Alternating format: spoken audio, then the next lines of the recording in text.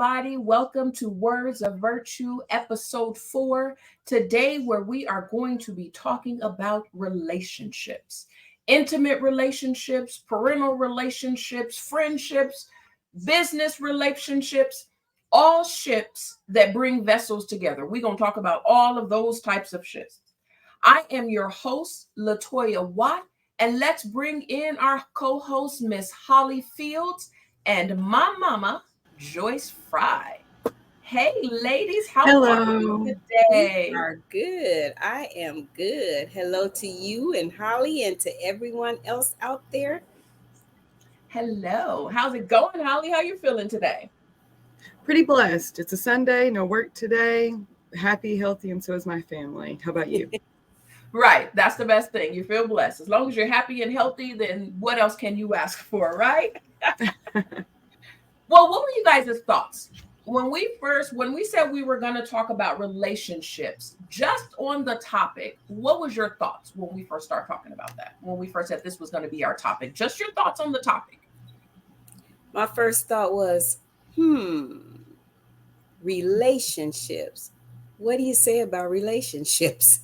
That was my first thought. Like, what am I going to say about relationships? It was just kind of one of those topics that's like, then you start thinking about your relationships. Have I been successful in relationships? How do people that are in relationships with me feel?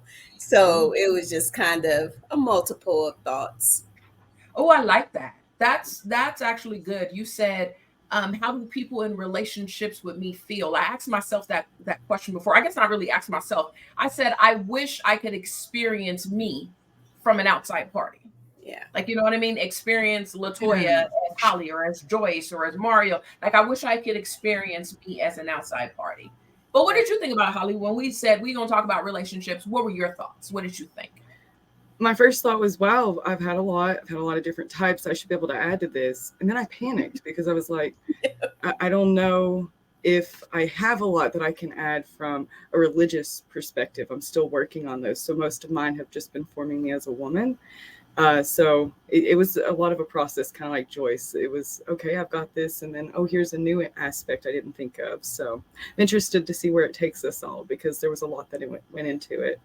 Mm-hmm. Mm-hmm. I would agree. I would agree. There was a lot for me. And just like you said, Holly, from a religious standpoint, yes, that's definitely, we always want to be biblical because we know that the Bible is God breathed and, He has places out for us, our map in living. But day to day, I think sometimes we try so hard to, sometimes we might, as Christians, we might try so hard to make sure that it's following or checking whatever box, kind of how we talked about a couple weeks ago, checking the right box Mm-hmm. of the religious. Are we doing right? Religion, religion, religion. When I really interesting, I really think it's less religion with God and more relation with God. So we don't always have to Yeah. find the religious standpoint. Are we Mm-hmm. doing what we're supposed to in the relationship with God? And then we'll check all those other boxes.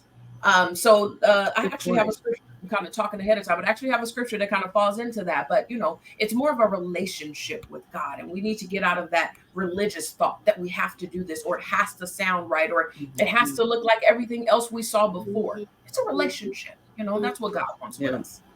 But what did And, y'all come and up I, with? I kind of thought about that too when I was thinking about it too, like the religious aspect. And then I thought about, wait a minute, that has nothing to do with it, whether you're a Christian or not. How are you treating people? How do people feel when they interact with you? Because I think it's about when we look at our personalities, when we look at who we are, how we come across shouldn't be different, which is part of the problem. Or when we go to church with church folks, we act this way. With those kind of people, we act that way. So I kind of thought about that too, Holly. But then I was thinking, you know what, that shouldn't matter. What's my perspective? And then I kind of don't like to say religious, like who you are, because sometimes we get into religious and people start already separating. Okay, she talking Yeah. about what kind of religious background. She's talking about Baptist, and that has nothing to do with it. But again, like we talked last week, am I pleasing God in my relationships? And Mm-hmm. then one thing I said, not always. Not always, boys. Not always. Don't That is true. Sometimes when you think about it. But what did you guys come up with? So when you started talking about like where did this topic take you? I would like to hear from like each one of you, no matter who first, it doesn't matter. But where did this topic take you? You know, when you started thinking about it or you discussed like, you know, where did it go? Where did you go? What did you get from it? What did you learn? What can you teach all of us? Wow, what can I teach all of you? Holly, what can you teach us? Y'all threw that at her. Whew, I don't know about teaching anyone, but I did learn about myself.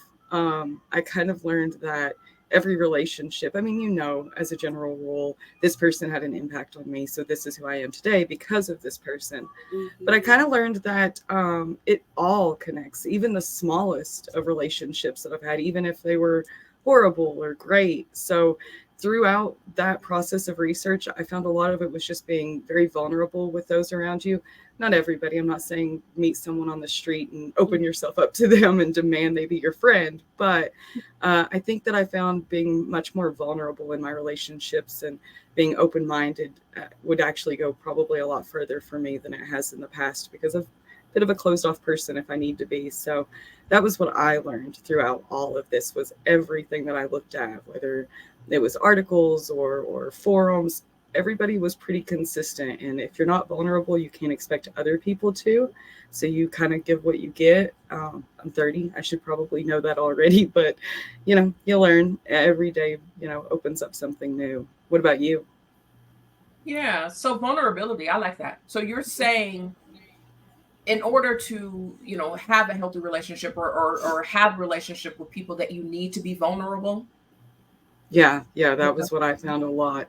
You know, you always know that you have to treat them the way you would want to be treated and, you know, offer a helping hand. But a lot of the research that I found, and, you know, as we do these different topics, I find that it takes us all down a different path because we are different. So things fit us differently. For mine, it was vulnerability. I don't believe that I tend to be as vulnerable with people as I should be. I'm very closed off. I'm happy to help. I'm happy to always be there if they need it, but don't ask me a question. Don't ask me to tell you about my life or, you know, be open. So that was, and I do believe that has a lot to do with every relationship along the way is, you know, develops who we are. So that probably, if we look back far enough, it's probably somewhere written that I was going to be that way. So now I just have to identify it and move forward. Yeah. Okay. All right. Mama, what did you think about that? You think it requires some vulnerability or? Absolutely. And I'm kind of like you. There's a lot of a lack of trust. I don't know if it's from my upbringing, if it's from recent relationships, but not that I am a person who totally trusts people, but I had to look at it, but I don't. So it's kind of like I do trust, or I'll trust you until you show me that you're not trustworthy, worthy, but I don't go in with just this, total trust that I trust you. I think I have walls up, um, based on experiences. You have those hurdles that people have to kind of climb over, and you don't realize it. And I was listening to my friend's podcast, my friend Deborah Spencer. She's now Deborah Spencer. If you're listening, hey Deb. But one of the things they were talking about mentors and mentoring and how important it is. And she said, even to be a mentee, you have to be open. You have to be honest. And I think that's hard for me, not so much the honesty, even a little bit of the honesty. Can I really go in, do I trust this person enough to be honest with them? And I had to kind of think about it. I'm not sure. I'm not sure that I am, even though I think I'm the person that you can trust me. But like you, Holly, I think just based on what has happened in the past, those type of things, do I really trust? And it's not so much men Right. it's all relationships. You get let down sometimes, you do. And so you have to be vulnerable because you have to trust them enough to share, but you also have to trust. And I think the first part of having a relationship is trusting. And I know I need to work at that and that may be, I have to trust. I'm still thinking about it as I'm talking. Of course, you can tell, but because I was trying to think which is number one. And I think in order to have a good relationship, you have to trust and you have to be vulnerable. Number two, to let down those guards. Yeah. Yeah. I would trust agree. is a hard one. Huh? Yeah. I just said that trust is a hard one. So I agree. And then I agree too. You know how sometimes, well, I can't say sometimes. I'll say my husband, we differ on the trust because he thinks that you give everybody all your trust in the beginning, and then you allow them to, come in and lose that trust. And I'm opposite. You have to gain my trust before I can trust you or even be, vulnerable to you. You have to gain it first. So my husband told me, he was like, well, you're never going to make friends or you're never going to have anybody because if you're waiting for everybody to build this trust in order to be close enough to be your friends, they're always going to do something to knock it down, So he's open. He's like, hey, I love everybody. I can trust everybody. And that's a little hard for me. But then even speaking of that, I was thinking, you guys, like for me, would you agree? Tell me yes or no, do you agree on this? I think relationships are hard. That's my perception of it. I think relationships are hard. Yeah. Any relationship, mother, kid, spouse, I just think relationships in general are hard. I think because of maybe, I'm not sure I agree with that, but I think they are, unfortunately, we look for relationships to be the way we want them to be. Like I tell people when they say they're getting married, oh, that's such a good thing. Just know you got two totally different cultures that now have to live in the same house. And I'm not talking race, or anything like that, but your culture, you can live right next to each other. You could be the same race, the same ethnicity, the same age, everything the same. But now you've got these two cultures that come together. So I think like Jesus said, really, when you said what Mario says, your husband, you got to be so trustworthy until they prove themselves untrustworthy. And I think that he actually has the right attitude. I know that's hard, but he actually has the right attitude, because when Jesus said, let the little ones come unto me, they're coming like blind, like blank slates. I'm open. I trust you. I love you. This is a good person. You're my friend. We know how our kids are. And then they mess around and turn into us. So, so, when you think about it, Mario actually is the one that's correct. Mother. He is. I got to tell you, Mario's correct. Should we tell him that?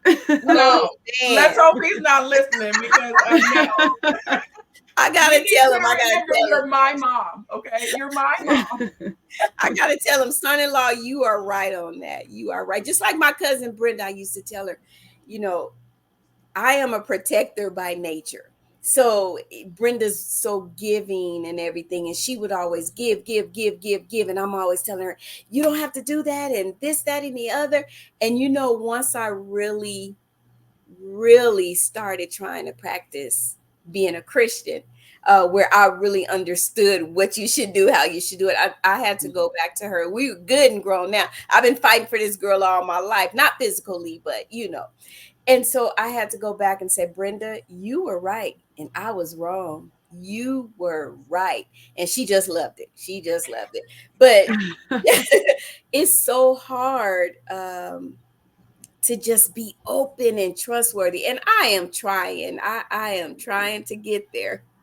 It's a battle, or I shouldn't say that. It's a journey, but I am trying to get there.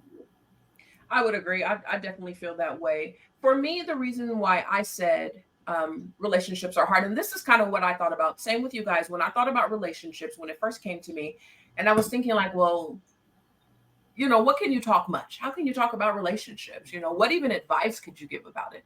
And then, of course, as God loves to do, he just starts to bring everything out. It's his way of bringing it out of you. Like, let me show you what kind of friend you are. let me give you an example of what you look like to people, But for me, it was hard because I felt that relationships always ended in rejection. That's just how I felt.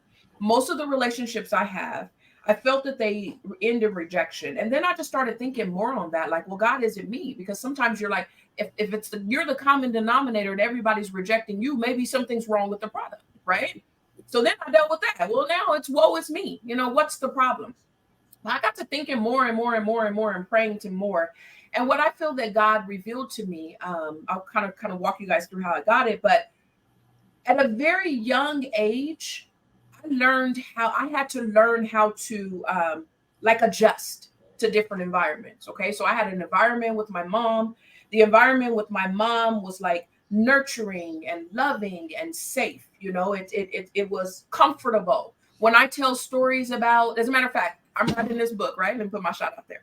I'm writing this book, and the title of the book is going to be Chameleon, right? That's the title of the book. And in the book, it's describing the two environments that I had. I had the environment with my mom that's like nurturing and safe and, healthy. And I feel good there, and I'm happy there, and I'm spoiled there.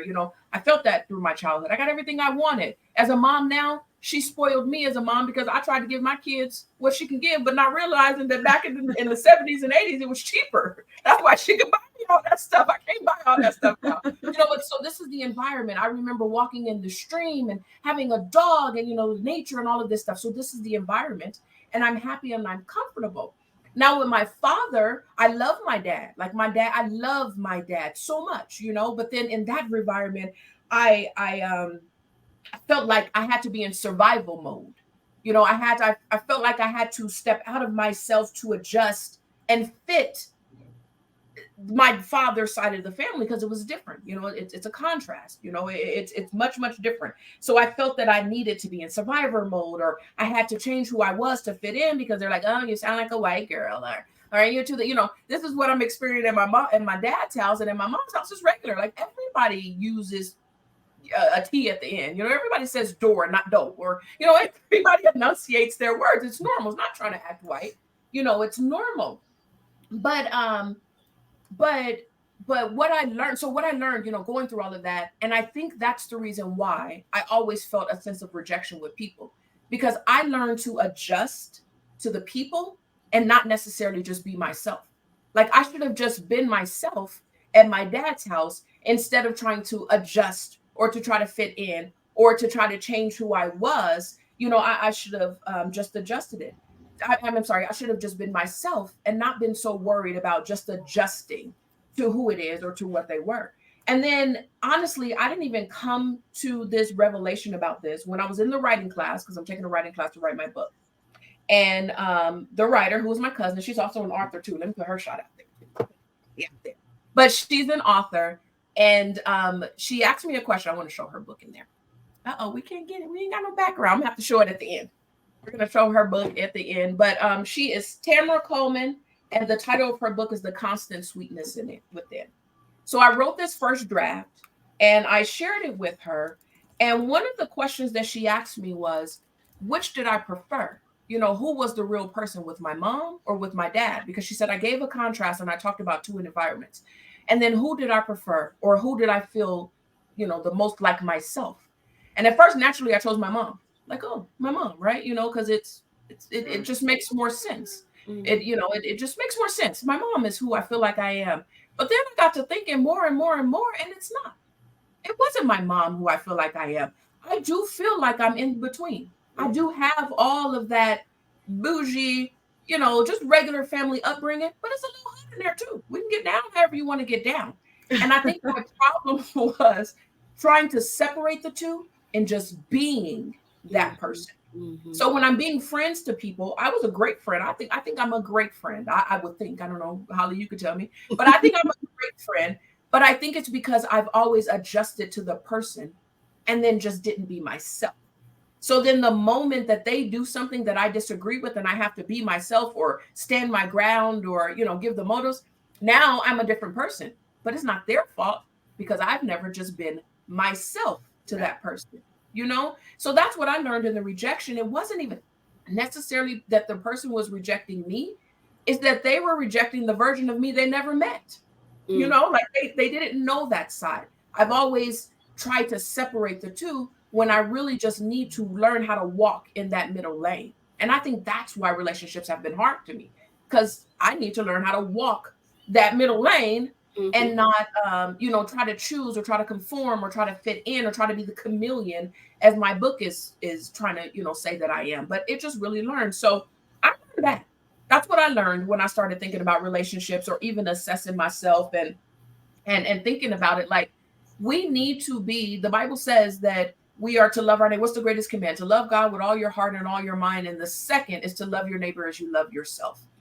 So we put conditions on relationships. If that person doesn't meet this or that, our feelings get hurt because we have conditions. If you take away the conditions and you genuinely just love that person, what they do wouldn't matter. Y'all just had a bad day. I'm over this. All right, let's go back to loving together. Let's go back to loving each other tomorrow. That's what I think. That's what I came up with when I was thinking about relationships. It really just needs to be unconditional love, regardless of the relationship. Friend, spouse, mother, parent. It's unconditional love is what would make the most healthiest relationship. And now I'm looking at the 3 things we said. Holly said you got to be vulnerable. So you wouldn't let yourself be vulnerable, be who you are, because you were afraid they would reject you. So like you said, you got to assess yourself. You got to assess yourself and really know who you are. Because I get that. And you probably got it from me, having to adjust. And I looked at it as, so I don't hurt anyone's feelings. But in the meantime, you get rejected, because, like I did teach you, you accept all people. You don't look at anyone anyway.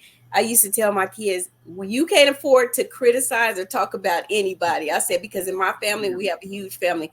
We got one of them or 2 or 3. So you guys cannot afford to talk about anyone. But it seems like it makes you walk that line of, that means I can't be who I am.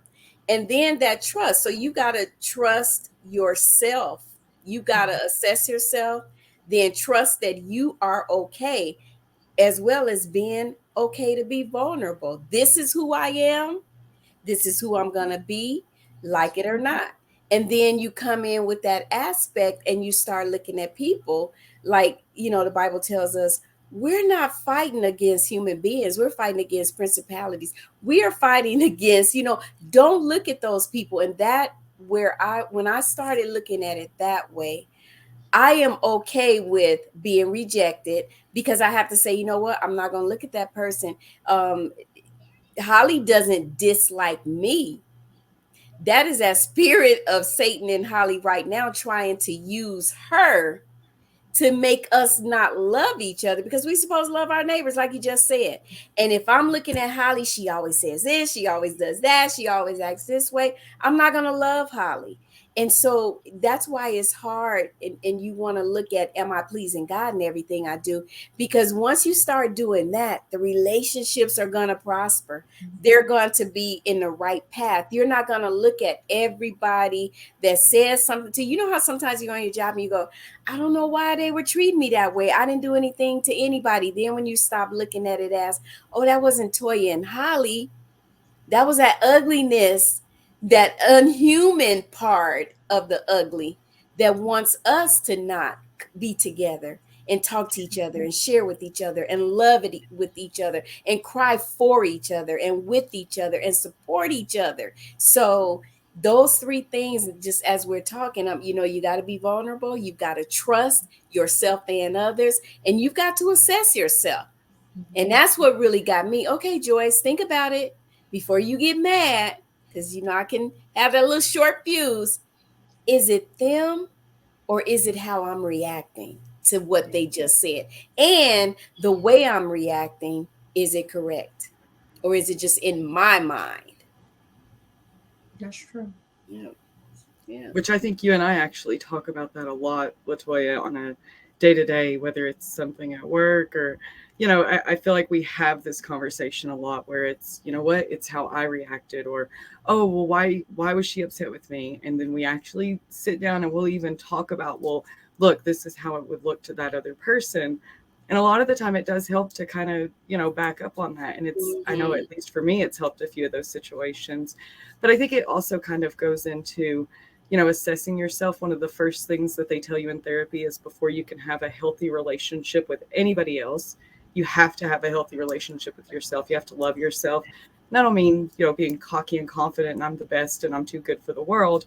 But if you don't love yourself, you can't offer somebody else a full love. And, a lot of the time in those moments, you don't want to hear that. But in my experience, I've learned that it's true. If I don't at least have some sort of self-awareness, it's never going to work elsewhere. I can't offer somebody something that I don't have to offer because it's already broken. That's right. That's so true. Another piece is forgiving in a relationship.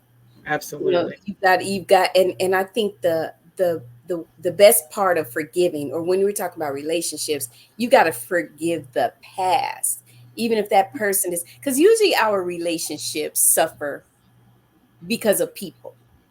And so we've got to forgive them. We've got to forgive ourselves. You know how you'll sit there and, oh, if I had not said this and now that person's gone, you got to forgive yourself and you've got to forgive them and you've got to move on. You have got to move on. Forgiveness of other people is not so much so that now I have a relationship with them. You may still never have a relationship with that person, but you cannot move forward. That's where those blinders come in, those hurdles come in because of that mess that went on back there. And I never forgave them for it, whether they were right or wrong. That's something else.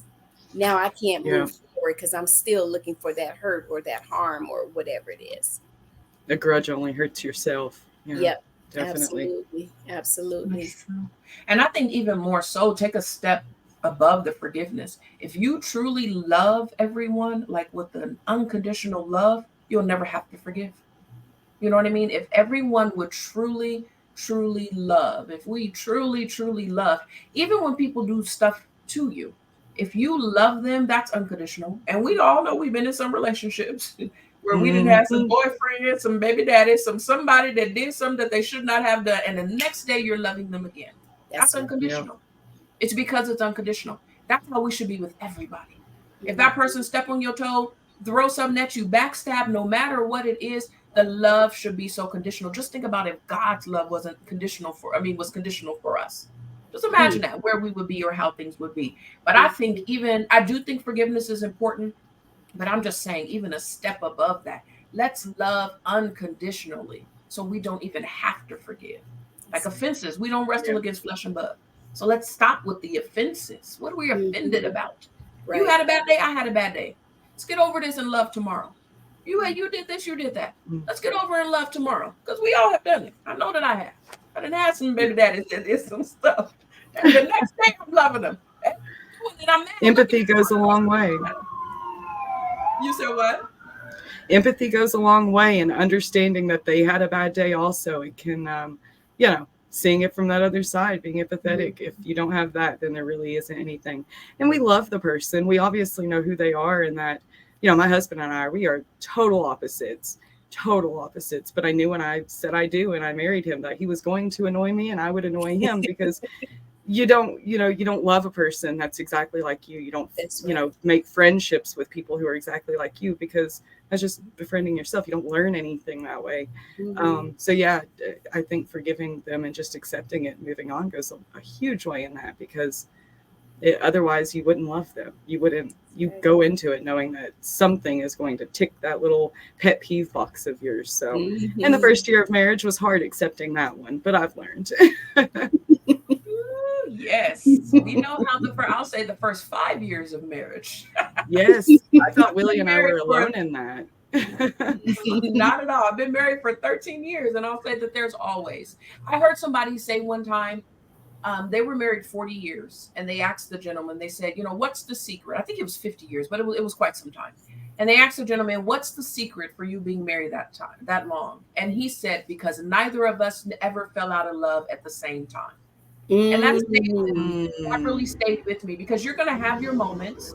You're going to have that time where he just ain't feeling me the way he felt me when I first saw him the first day I met him. Yeah. You're going to have those times. But as long as both of y'all don't ever fall out of love at the same time, you guys will always be healthy. So that means when your person ain't acting like they still acting, and you can tell they may have fallen out of love, don't you give up.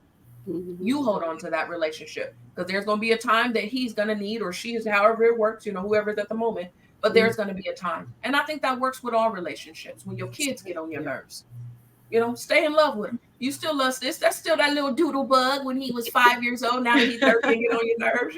It's the same one, but it's love. Like I think we found the key word, love.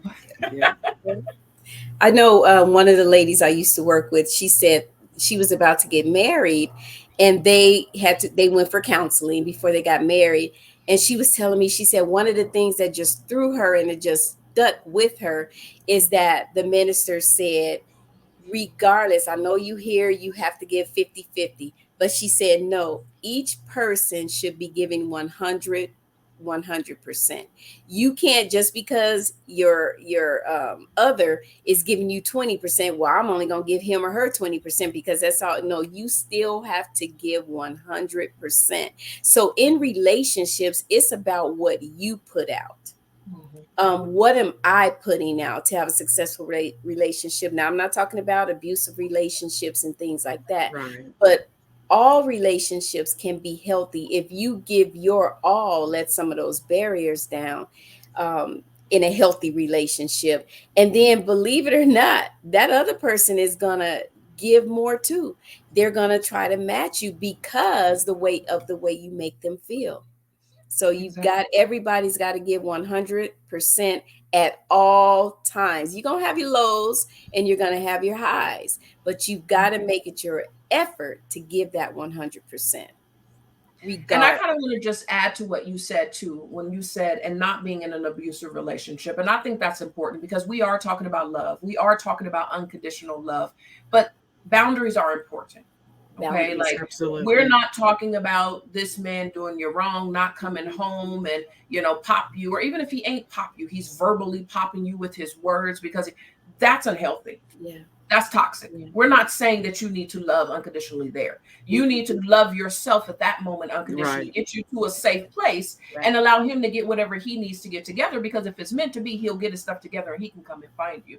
So we're not talking about unhealthy. Even parents, we're not talking about, being unhealthy with your kids when they keep adult kids. I'm talking about adult kids, because I do believe until that child becomes an adult, you are responsible. That is your responsibility. But with your adult kids, you do have a sense of responsibility. As a matter of fact, I always say, God gave me this child. And until one of us is gone, it is my responsibility to make sure that this person is going to be a good citizen. I don't care how they are. I'm always going to be up in their business. I get in grown folk business in certain situations. But there's still wait a minute, when your children were little and they were making all that noise and running around and wrestling and fighting, I was like, Toya, do you hear this? You said, I don't get involved with domestic disturbances. Now look at it. Listen to no, it.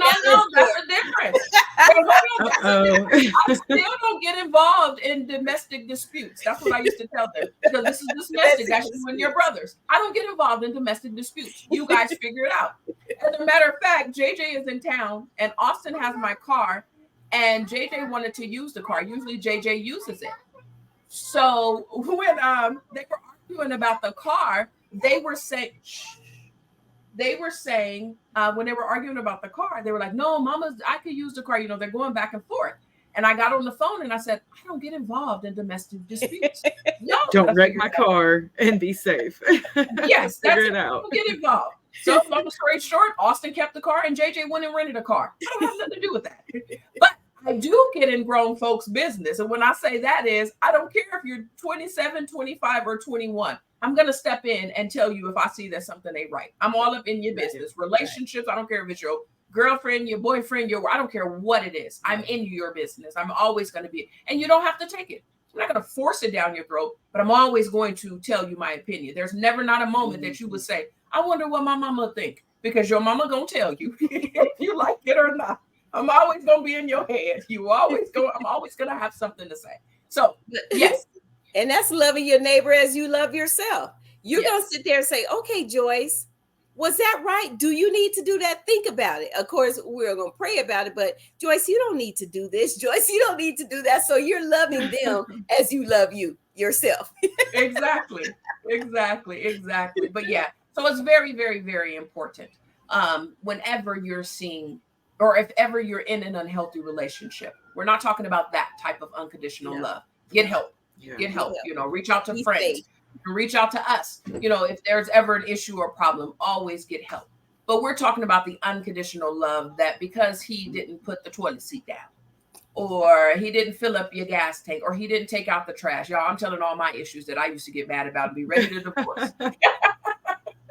Because of those things, those are the areas that you need to have unconditional love. Or just, you know, maybe sometimes with spouses, I know this definitely with spouses, and this is what I'm learning, that sometimes somebody may have a drive to be eager to go more than the other.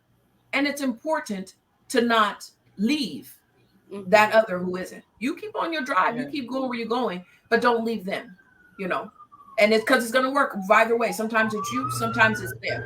So it's very important, you know, that you're going. So that's the unconditional love that I'm talking about, you know, picking up the slack you may see. Like you may be having a bad day. You didn't work all day. You don't feel like cooking. You don't do anything. Instead of your husband getting on you, talking about, come on, babe, while you cook, this is when he needs to be unconditional and maybe cook, you know, even if it ain't nothing but hot dogs, or even if it is going through the drive-through. But I can see that my wife is struggling right now. Step it up. Same with your husband. Maybe work is hard on him. Maybe, you know, all of these things are hard on him. You are accustomed for him doing everything. Then this is the moment in time when you pick it up. And that's in all relationships. That's with everything, you know, with your parents. Your parents are getting older and you're seeing that they're getting older and they need more help. That's when you step in. They done been there for you all your lives. Now it's time for you to step in and give them that unconditional love. And that's what every relationship, even your friends, your girlfriends. She might be weak now and you might need to be that person like, come on, girl, I need you to get back to yourself. Or, you know, you see them drinking too much, partying too much, whatever the case may be. It's being the stronger person in that situation. And that's what I've learned with relationships. And I think that's where I struggled before. And I felt the rejection is because I was able to give that. And then when it didn't happen to me, I felt rejected. Not everyone gives it back. Yeah. Exactly. You can't expect you from other people. Yeah. Like we expect, like we say that in order to live right, to be a Christian, to do what God wants, you've got to get to know him. We fail to do that in our relationships. We look for people to accommodate what we need, our needs in relationships. So if you want a true relationship, you've got to get to know that person. I've got to know what time this person likes to just calm down. What time does this person like to, what is their uptown time? What is their down times? What do they like to do? What do they dislike? Why would I constantly get upset with somebody because they don't want to take me to this certain place when they have said it? And 9 times out of 10, even early in a relationship, I don't like to do that. But we figure, oh yeah, but if you're going to be my friend, you've got to do that. So we have to really get to know the person and then accommodate them where they are. And we have to be open enough to share what it is we like. We don't do that a lot. Yeah. You need to pick it up. You need to know what I like. You need to know what I dislike. We need to be verbal communication. I interview people for jobs, right? And one of the first things I said, what makes a healthy team? The first thing people always say is communication. But then when you look at relationships, people don't communicate. They know it, but they don't do it and communicate honestly. Go ahead and share what's going on with you. Be honest, be truthful. That's true. That's true. Mm-hmm. That is definitely true. And I think it's important too, like even with communicating with children, I think we miss that a lot, is that we don't communicate to our kids. We feel that we're the parent, we say so, and that's just it. Yeah. But do we take a moment? My kids are adults now, but I remember, and I learned this from my mom, but I remember family forums to give you a moment to express how you feel. Because I might have been making you mad and pissing you off all week. You're a human being. You should be able to freely express that some things don't rub you right.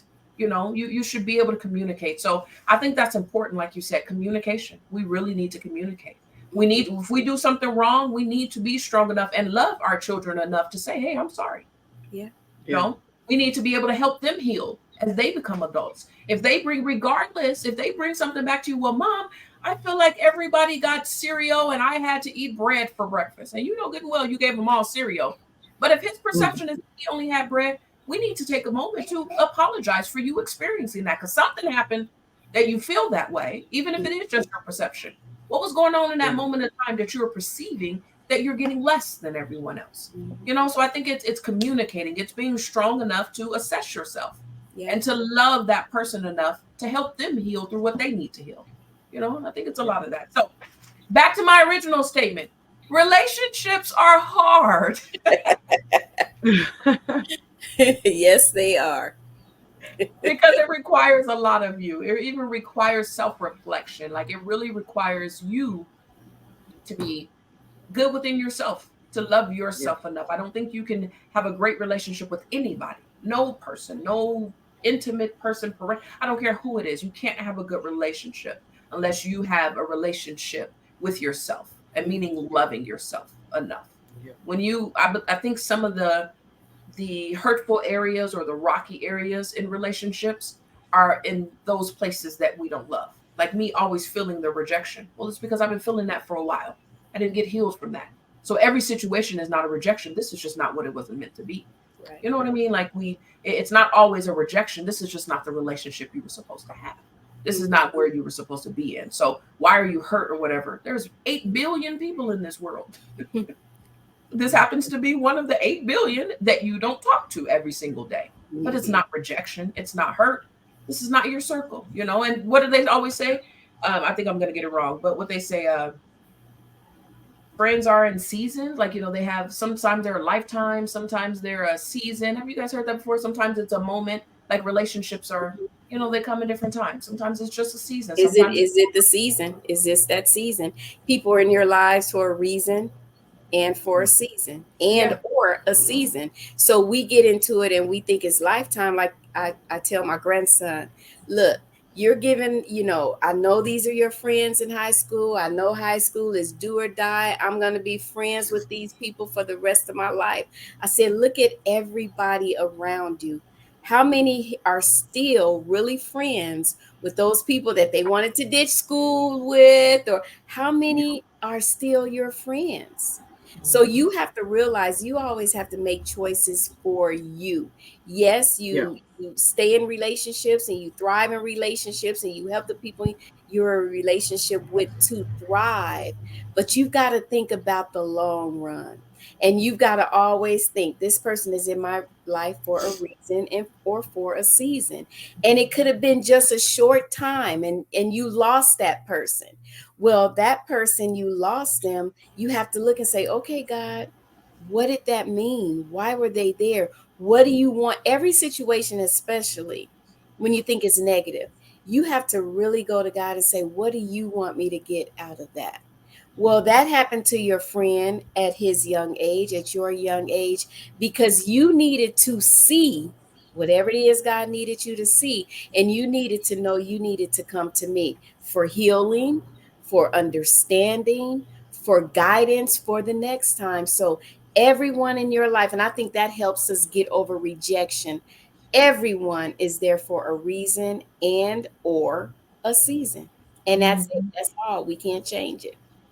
Stop crying. Stop crying over lost relationships. Stop blaming yourselves. Stop feeling guilty. And this is harsh, and I don't mean it this way, but we really have to just get over it and move forward. Yeah. And sometimes that season is for you to be in that person's life for what they're going through. Absolutely. Sometimes it's not always about you. Yeah, it's not always about you. You might need to be that person. Yeah. And then also too, and then we're gonna go to our closing comments after this. But TD Jakes, I was watching the episode or one of his it was an interview actually with him and his wife, and they were talking about relationships. This was a couple years ago. But when you were saying, Mom, that everything is for a reason or a season, I remember that TD Jakes says that he does assess his relationships because you can't be a good friend, a true friend, to just everybody because it requires a lot of you to truly love. So he said he usually doesn't have like a huge or a major circle. But one of the things that he said is that, sometimes he gets to a relationship and he knows it's the end and he lets the people know, like, I don't have any more grace for this relationship. Wow. He just like, it's come to the end. Like, I don't have any more grace for this relationship. And when I heard it, I thought it was so harsh when he said, like, oh my God, but it really makes sense. This is this is the season, this is the ending, but it's because he knows himself. He knows himself enough to know that he can't put any more into it. And I think that's sometimes where the problems come, because we'll hold on even if we know it's over. We'll hang on. We'll see the social cues. We'll see all of this stuff, and we'll just keep holding on and holding on and holding on, when the grace has really left this relationship. That's the end of it. It would be so much better if we would just love each other, and help the person through it, versus us holding on and then something catastrophic happens or something happens to hurt your feelings. Right. So I just took that out of TD Jakes' book, and I think about that now. Do I have the grace to continue this relationship? Do I have enough? Can I love them unconditionally? And you have to really see. So, closing remarks. If you guys could share anything, or if you have something to share, but this is your moment to give your closing remarks.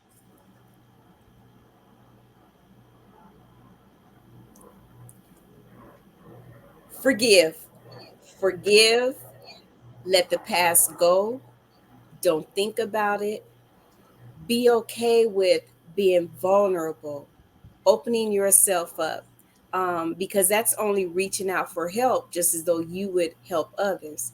You've got to trust. You've got to trust people. You've got to trust yourself, and you've got to assess yourself. What do I really need? What am I looking for? Am I just going to change every time the wind comes? What am I truly looking for in a relationship? And I like that, where she said, you can't have a huge circle. Get around some people that love you, that you love, that support you, that are truthful to you, not yes men.